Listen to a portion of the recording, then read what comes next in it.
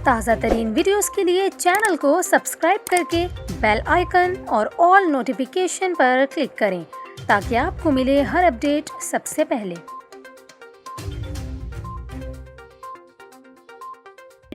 और अभी आपको बताएं, कराची, हैदराबाद और लाड़काना समेत सिंध में ठंडी हवाएं चलने लगी। मुल्क के बालाई इलाकों के बाद अब दीगर शहरों में भी सर्दियों ने दस्तक दे दी और बच्चों ने स्कूल जाने के लिए स्वेटर निकाल लिए, जबकि मौसमी नज़ला और बुखार भी फैलने लगा। लाहौर, फैसलाबाद और मुल्तान समेत पंजाब में भी सर्दी की लहर आ गई, जबकि पेशावर समेत खैबर पख्तूनख्वा में भी जाड़े ने कदम रख दिया। कोयटा समेत बलूचिस्तान के मुख्तलिफ शहरों में दर्जा हरारत 2 डिग्री सेंटीग्रेड तक गिर गया। इसके अलावा बाबूसर टॉप, नागा परपत, बटुगा टॉप पर तकरीबन 8 फीट से ज़्यादा बर्फ़ पड़ चुकी। डॉक्टरों ने शहरियों को आती सर्दियों में एहतियात करने की हिदायत की है।